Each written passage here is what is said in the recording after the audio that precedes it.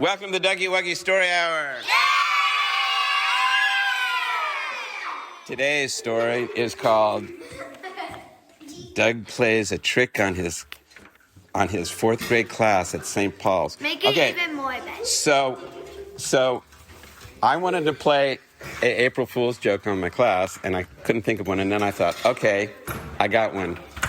So on a Monday morning, I said, okay, on Wednesday, which happened to be April Fool's Day, I said, of course I didn't tell them that, I said, on Wednesday we're going to have a very, very big math test.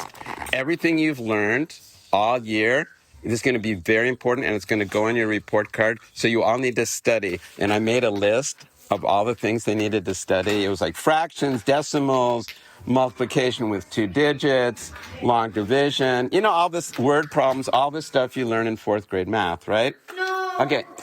So, and they were like all getting stressed out about it. I said, okay, you don't have any homework this week. Your only homework is to study. Okay.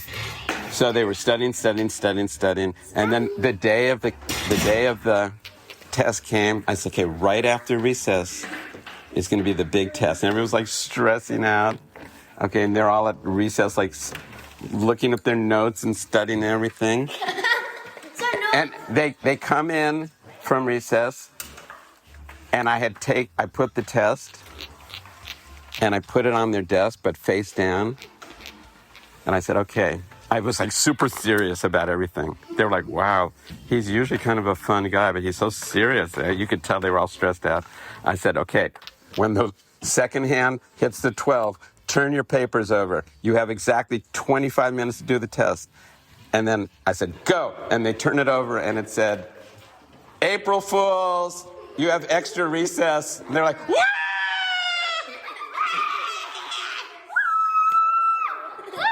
And they were like, so they were like, no math test? I said, no math test.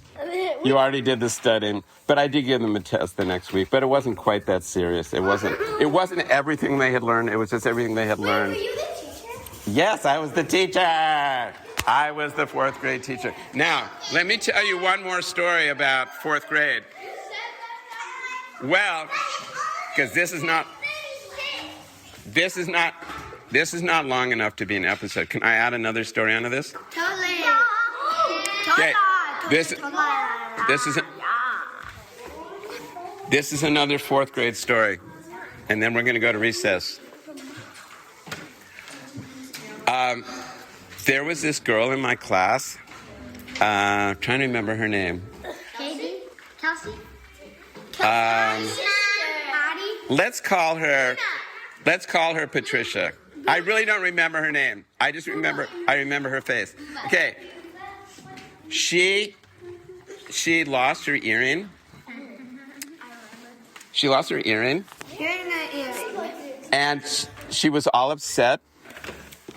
She was all upset because she started crying. She's like, I lost my earring, and it was very precious because my grandmother brought it back to me from France when she was there, and she gave it to me for my birthday. And so she's on the floor looking for her little earring, and I told the kids in the class, if you find the earring, okay, it would really be nice. No homework.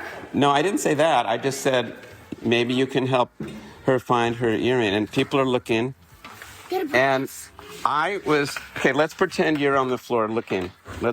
And I was looking over like this, and then she said, I found it. She stands up, and when she stood up, her head hit my chin, like, bam!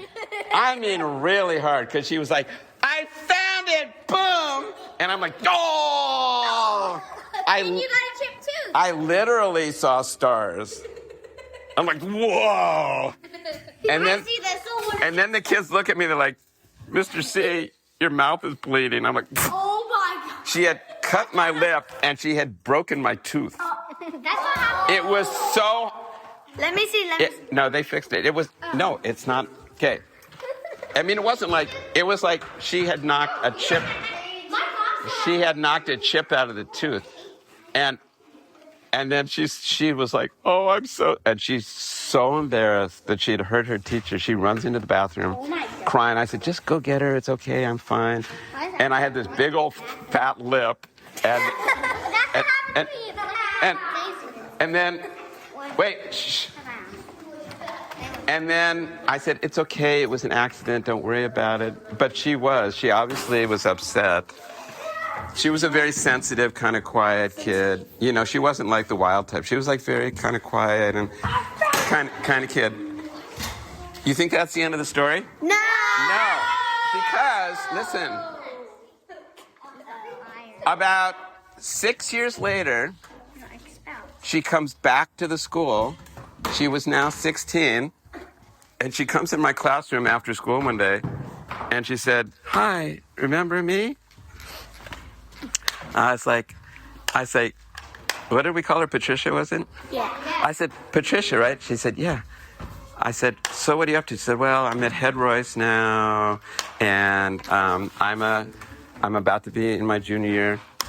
And I said, oh, you just wanted to come back to St. Paul's and visit? She said, yeah, but I also wanted to come back and tell you that I'm really sorry I chipped your tooth that time. I said, yeah, I remember that. She said, I have felt bad about it for the last 6 years, and I just really wanted to apologize. I said, it's okay. I forgive you. And then I pretended I was like a priest. I'm like, I forgive you. Live your life in peace. You are forgiven. And she's like, thank you. I can now live my life in peace. And so that is the true story of how she chipped my tooth, but yeah, I did forgive. All right. Thanks for listening to the Dougie Wuggy Story Hour.